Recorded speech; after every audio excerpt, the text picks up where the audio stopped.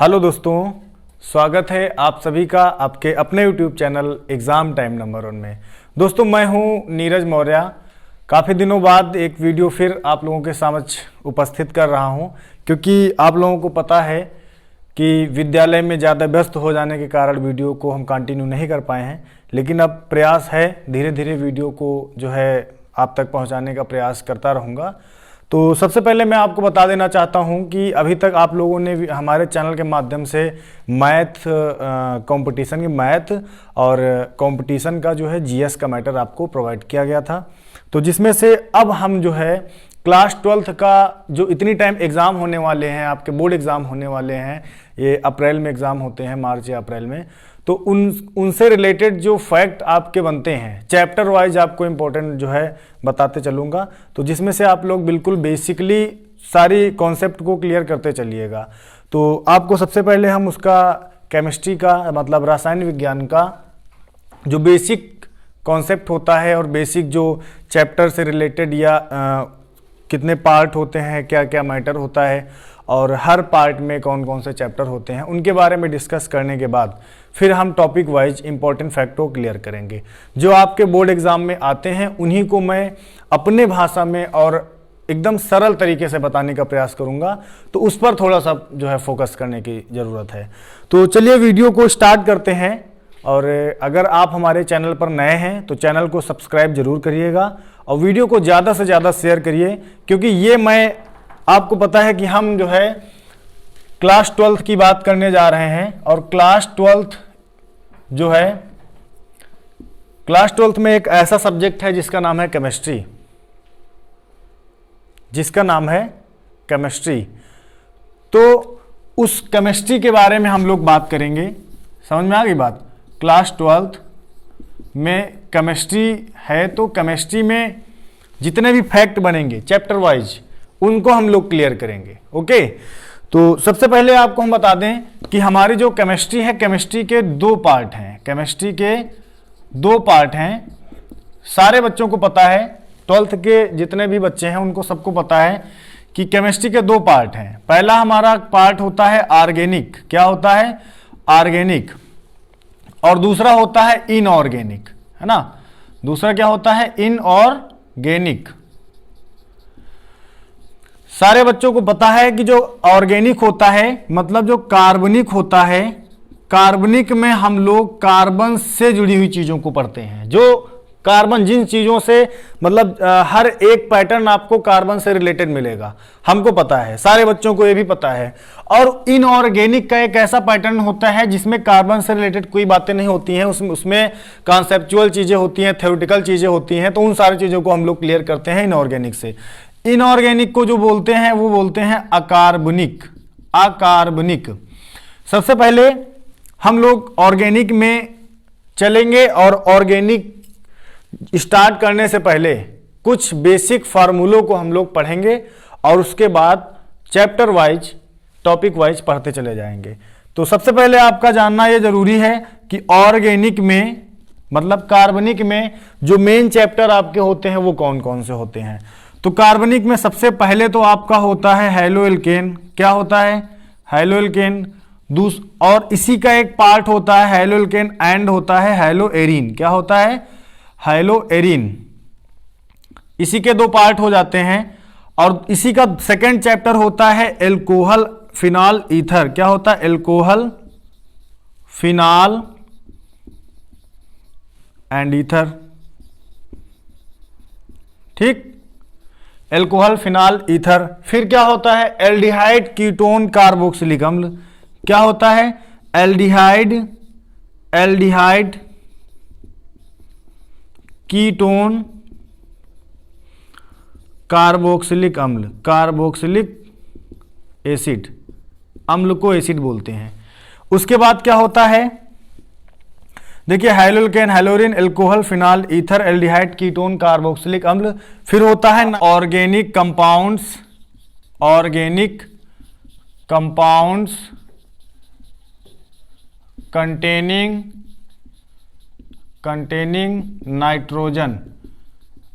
Nitrogen. इसका मतलब ही होता है नाइट्रोजन युक्त कार्बनिक यौगिक। नाइट्रोजन युक्त कार्बनिक यौगिक। ठीक, अब इसके बाद आपका होता है, ये आपका चैप्टर 4 था। 5 चैप्टर आपका हो जाएगा बायोमॉलिक्यूल्स, बायोमॉलिक्यूल्स, और लास्ट चैप्टर आपका हो जाएगा पॉलीमर्स। क्या हो जाएगा? पॉलीमर्स। अभी मैं आपको जो है बेसिक इसी जो है हर चैप्टर में आपको बता दूंगा कि हर चैप्टर में आपको क्या क्या पढ़ना है। ठीक, ये हो गया आपका पॉलीमर्स। सबसे पहले हेलोएल्केन एंड हेलोएरीन में हम जब बात करते हैं तो हमको पता है कि हेलोएल्कीन और हेलोएरीन, हेलो का मतलब हो जाता है हेलोजन, एल्केन का मतलब हो जाता है एल्किल समूह, है ना। तो जिसमें से हाइलोजन और एल्किल समूह की बात की जाए वो हो जाएगा हेलोएल्केन। ठीक, तो सबसे पहले आप हर जो है चैप्टर के बेसिक को आप लोग समझ लीजिए। हेलोएल्केन का मतलब ये हो जाएगा जिसमें हाइलोजन हो। हाइलोजन मतलब क्या हो? हाइलोजन, हाइलोजन की अगर आप बात करोगे तो हमारा chlorine, bromine, iodine and fluorine, ये हमारे क्या होते हैं? हाइलोजन होते हैं। आपको पता है मेंडलीव की आवर्त सारणी वर्ग 7A के सभी तत्व क्या कहलाते हैं? हाइलोजन परिवार के तत्व कहलाते हैं। ये बात आपको याद होनी चाहिए। यहीं से कहता है एल्केन। क्या कहता है? एल्केन। अच्छा, एल्केन का मतलब होता है एल्किल समूह। क्या होता है?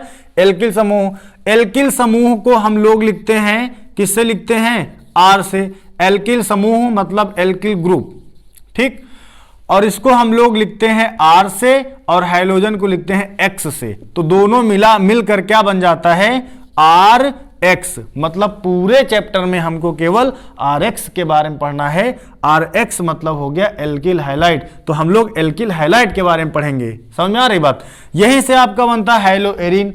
हाइलो, फिर हाइलो का मतलब हाइलोजन और एरीन का मतलब हो जाएगा एरोमेटिक रिंग। क्या हो जाएगा?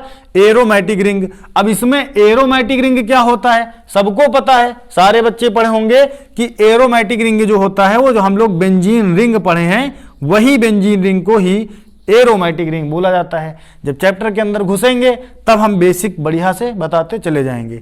अब इसी बेंजीन रिंग के ऊपर कोई भी हाइलोजन परिवार का तत्व आ जाएगा तो ये क्या कहलाएगा? हाइलोएरीन कहलाएगा। हाइलोजन ऊपर है, एरीन नीचे है, मिल गया हाइलोएरीन, आपको मिल गया। इसको आप क्या लिख सकते हो? इसको लिख सकते हो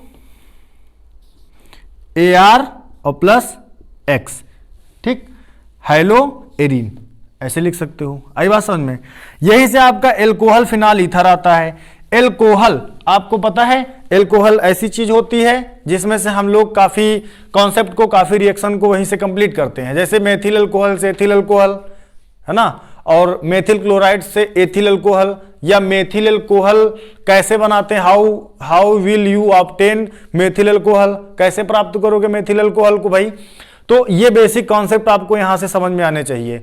तो अभी हम केवल बेसिक के बारे में बात कर रहे हैं, ना कि अभी हम कोई थ्योरी उठाए, ना कोई टॉपिक उठाए हैं, कुछ भी नहीं उठाए। बेसिक आप समझिएगा केवल।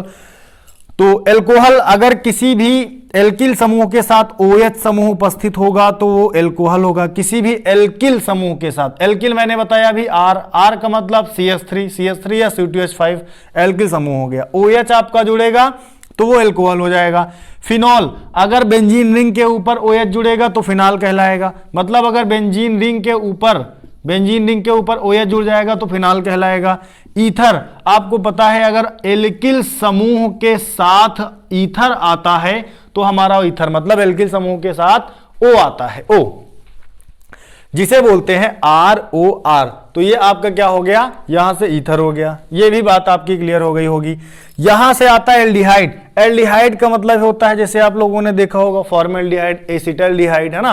तो वो आपके यहां पर क्लियर हो जाएंगे कि एल्डिहाइड का मतलब CHO होता है। और किसी भी एल्किल समूह के साथ अगर आपका CHO जाता है वो आपका एल्डिहाइड कहलाएगा। ये बात भी क्लियर हो गई। इसके बाद आता है कीटोन। कीटोन आता है और कीटोन को हम लोग ध्यान समझते हैं। यहां से देखिए, कीटोन का मतलब होता CO। जैसे आप लोग पढ़े होगे एसीटोन, है ना, वैसे ही कीटोन होता है RCOR, यही से आपका एसीटोन बनता है। ठीक, अब इसके बाद आता है आपका कार्बोक्सिलिक एसिड। कार्बोक्सिलिक एसिड में क्या होता है? कार्बोक्सिलिक एसिड जो होता है RCOOH। RCOOH क्या होता है? कार्बोक्सिलिक अम्ल होता है। ठीक, यहीं से आपका कार्बोक्सिलिक अम्ल भी क्लियर हो गया। ऑर्गेनिक कंपाउंड्स कंटेनिंग नाइट्रोजन, ऐसे यौगिक जिनमें नाइट्रोजन उपस्थित होता है, नाइट्रोजन गैस उपस्थित होती है, वो यौगिक हमारे नाइट्रोजन युक्त कार्बनिक यौगिक कहलाते हैं। ये आपका यहां से देखिएगा, नाइट्रोजन युक्त कार्बनिक यौगिक का मतलब हो गया, जैसे अगर हम NO2 की बात करें, नाइट्रोजन डाइऑक्साइड की बात करें, या फिर हम NH2 की बात करें, एनिलीन की बात करें, या फिर हम NH3 की बात करें, अमोनिया की बात करें, तो ये आपके क्या हो गए? ये आपके हो गए नाइट्रोजन युक्त कार्बनिक यौगिक।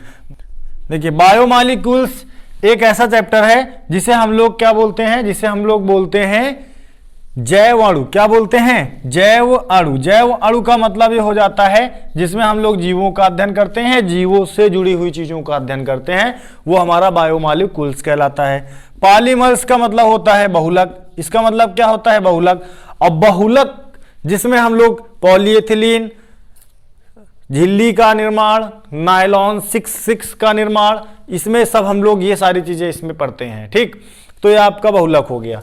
तो ये इतना टॉपिक आपका पढ़ना है। ये केवल अभी मैंने ऑर्गेनिक की बात की है। जब मैं इनऑर्गेनिक स्टार्ट करूंगा तो इनऑर्गेनिक के बारे में ही बताऊंगा, ऐसा नहीं है। जिसमें से आपको पता है ठोस अवस्था फर्स्ट चैप्टर है, फिर विलयन है, ठीक, फिर ऐसे ही सारे चैप्टर आपके पृष्ठ रसायन, रसायन बलगतिकी, ठीक, ऐसे सारे चैप्टर आपके होते चले जाते हैं। तो अब हम लोग इस ऑर्गेनिक से रिलेटेड कुछ बेसिक फार्मूलों को आज अभी पहले कंफर्म कर लेंगे, फिर बाकी धीरे धीरे आपको जो है वीडियो इसमें से मिलते रहेंगे। ऐसा नहीं है, प्रयास करेंगे कि कंटिन्यूटी बनाएंगे कि आपको वीडियो पर्याप्त मात्रा में मिलते रहें, जिसमें से आपके बोर्ड एग्जाम में जो क्वेश्चन आते हैं उनको हम सरल भाषा में बताने का प्रयास करेंगे। तो उन कुछ बेसिक फार्मूलों को आप लोग कंफर्म कर लीजिएगा। यहां से आपको जो मैं फार्मूले बताऊंगा लगभग रिएक्शन में काम देने वाले हैं फार्मूले, और इसमें से हमें पता है कुछ बच्चों को फार्मूले आते भी होंगे, तो वो चीज़ भी आप लोग यहाँ समझ लीजिएगा। देखिए, सबसे पहले हम बेसिक फार्मूले में अगर हम चलेंगे तो यहाँ पर आपको पता है कि सबसे बेसिक फार्मूला जो हमारा होता है वो होता है मेथेन। क्या होता है? मेथेन। ठीक, दूसरा होता है C2H6। ये क्या होता है? ये होता है एथेन। देखिए, अगर हिंदी में भी लिख रहे हैं तो कोई दिक्कत नहीं होनी चाहिए, अगर इंग्लिश में भी लिख सकते हैं, अगर आप लोग चाहोगे तो इंग्लिश में भी लिख देंगे, कोई दिक्कत नहीं है। चलिए, अच्छा, इंग्लिश में ही लिख दे रहे हैं। इससे इंग्लिश में लिखने से ये होगा कि इंग्लिश मीडियम का बच्चा भी जो है समझ जाएगा और हिंदी मीडियम का बच्चा भी समझ जाएगा। तो यहाँ देखिए CH4 का मतलब क्या होता है? एथेन। ठीक, और सॉरी मेथेन। क्या होता है? मेथेन। और C2H6 का मतलब होता है एथेन। ठीक, CH3Cl का मतलब क्या होता है? Methyl chloride. CH3 का मतलब होता है मेथिल क्लोराइड। और यहीं से CH3OH का मतलब होता है CH3OH का मतलब होता है मेथिल एल्कोहल।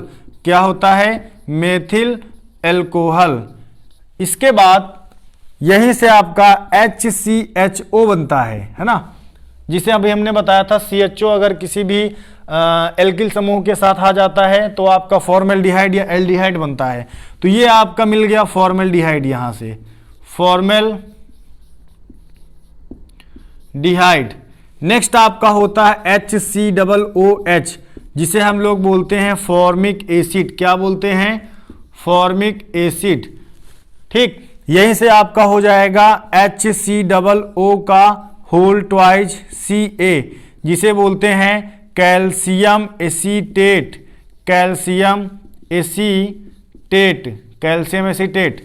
देखिए, सारे फार्मूले हम नहीं लिखवाएंगे, लगभग आपके 15 से 20 फार्मूले करवाएंगे, जिसमें से जितना आज फार्मूले करवाएंगे उतने फार्मूले आप लोग जो है एकदम नोट कर लीजिएगा अच्छे से, और इन फार्मूलों को तैयार कर लीजिएगा, क्योंकि हम आपको बता दें कि ये फार्मूले आपके जो है रिएक्शन में काम देंगे। आगे आने वाले जो टॉपिक होंगे उन टॉपिक में ये फार्मूले काम देंगे। पर डे अगर क्लास आपकी कंटिन्यू होगी तो इसमें हम पर डे का प्रयास करेंगे कि 10 या 15 फार्मूले आपको रिवीजन के तौर पे हम यहाँ पर लिखाते रहें। ठीक, नेक्स्ट फार्मूला यहां से आपका बन जाएगा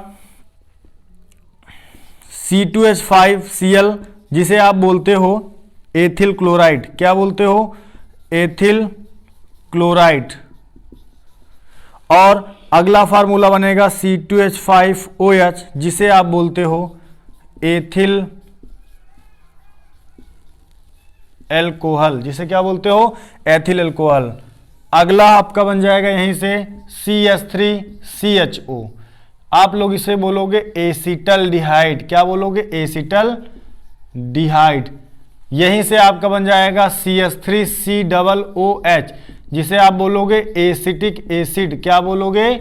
एसिटिक एसिड, जिसे हम लोग सिरका बोलते हैं ना, एसिटिक अम्ल। अगला यहीं से बन जाएगा CH3COO का होल ट्वाइस, ठीक, Ca, जिसे बोला जाता है कैल्शियम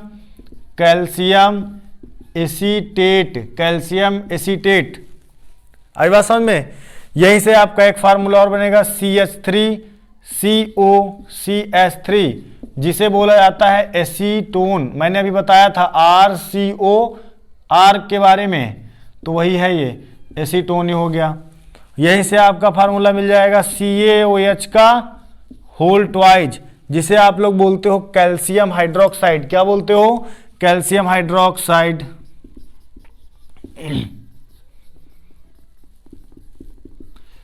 यहीं से आगे आपका फार्मूला एक बनेगा CH3NH2। क्या बनेगा? CH3NH2, जिसे बोलते हैं मेथिल एमीन। क्या बोलते हैं? Methyl amine.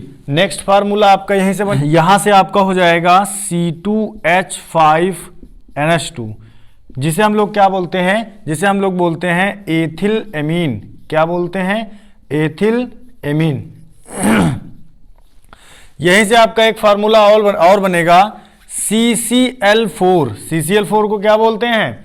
CCl4 को बोलते हैं कार्बन टेट्रा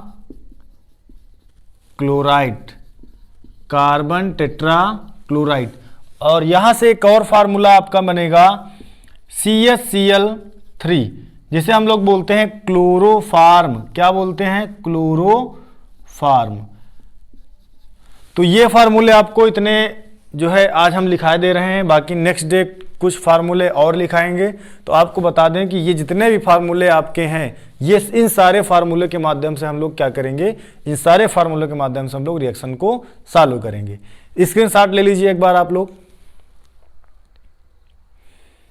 चलिए देखिए, तो ये फार्मूले आप लोग बढ़िया से तैयार कर लीजिए। इसके पहले जो भी टॉपिक हम बताएं चैप्टर वाइज, उसमें से ज़्यादा मैं डीपली नहीं बताया हूँ, तो बस आपको मैं एक बार यहाँ पर बताना चाहता था कि सारे चैप्टर आप लोग जान लीजिए, चैप्टर कौन कौन से हैं और कौन कौन से पढ़ने हैं।